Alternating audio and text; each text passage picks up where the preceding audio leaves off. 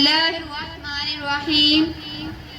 الحمد لله رب العالمين الصلاة والسلام على سيد الأنبياء والمرسلين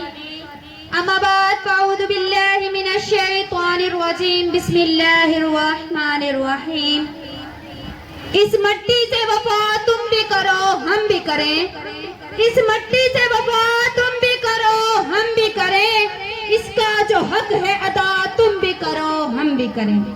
تمام حاضرین محفل کی خدمت میں سلام پیش کرتی ہوں، السلام علیکم ورحمۃ اللہ وبرکاتہ۔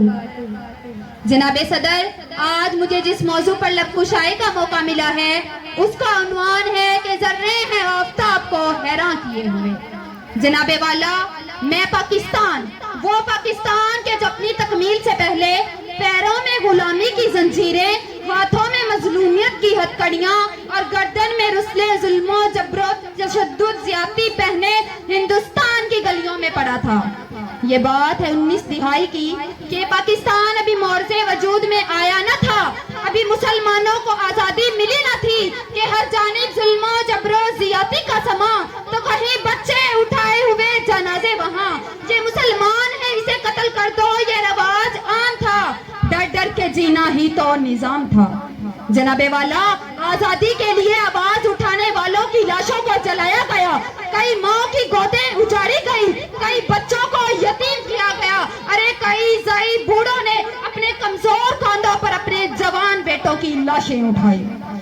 صدر علی وقار کہ ایسے میں تاریخ تکتی تھی راہ ایک ایسے شخص کی جو انصاف دلائے گا، ان ظالم جابر جھوٹے لوگوں سے ہم کو نجات دلائے گا، کہ ایسے میں چراغے امید بشر نے سمت مغرب دیکھا تو مشرق کا ایسا سورج طلوع ہوا جو دین محمد کا سپاہی بن کر نعرہ تکبیر بلند کر کے حق و صداقت کی شمشیر لیے ظلم کی زنجیروں کو کاٹے ہمیں آزادی دینے آیا۔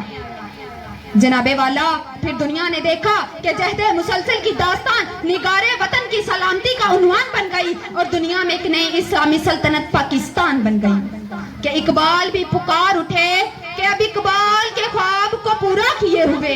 کہ اب اقبال کے خواب کو پورا کیے ہوئے مسلمان کھڑے ہیں قربانیاں دیے ہوئے۔ اے قائد تو نے کر دکھایا وہ کام جس سے، اے قائد تو نے کر دکھایا وہ کام جس سے ذرہ ہے آفتاب کو حیران کیے ہوئے۔ جناب والا، 27 رمضان المبارک کی رات امت محمد کو قرآن کا تحفہ دینے والے پروردگار نے 27 رمضان المبارک کے دن امت مسلمہ کو پاکستان کا تحفہ عطا کر دیا۔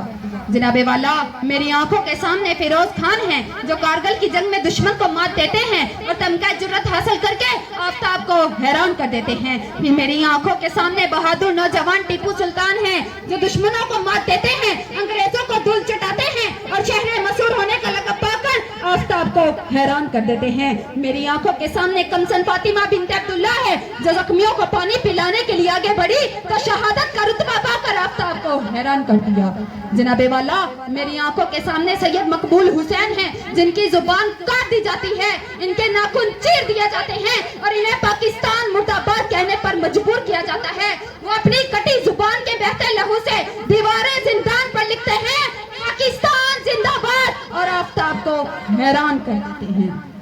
جناب والا، ہم نے اپنی تہذیب کو تھامے رکھا تو ہم بلندیوں کو پہنچے، ہم نے اپنے سنسار کو اونچا رکھا تو ہم کیسرا و کسرا کے حیوانوں کو اپنی ایمانی طاقت سے لرزانے والے، فتح مکہ کے موقع پر اہم مدعا سنانے والے، ہم جنگ موتا میں سیف اللہ کا خطاب پانے والے، ہم موسونات کے بتوں کو قدموں میں گرانے والے، ہم بحر ظلمات میں گھوڑے دوڑانے والے، ہم ذرے ہیں آفتاب کو حیران کیے ہوئے۔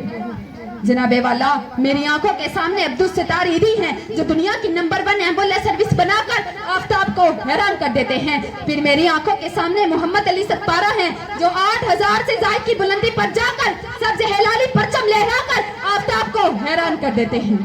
جناب والا، جب یہ ذرے آفتاب کو حیران کرنے نکلے تو بدر کے میدان میں 313، کربل کے میدان میں 72، پاک فضائیہ کے راشد منہاس ہو یا پاک فوج کے میجر اسحاق یا پارے چنار کے اعزاز حسن ہو، یہ وہ ذرے ہیں جو اس وطن کے لیے قربان ہو جاتے ہیں، مر تو جاتے ہیں مگر دنیا کو یہ پیغام دے دیتے ہیں ہر حال میں ہر دور میں پائندہ رہوں گا، میں زندہ و جابر ہوں، پائندہ رہوں گا، تاریخ کرے گی، تاریخ میرے نام کی تعظیم کرے گی، میں تاریخ کے اوراق میں آئندہ رہوں گا، ہم ذرے ہیں آفتاب کو حیران کیے ہوئے۔ پاکستان زندہ باد، وامہلین البلاغ۔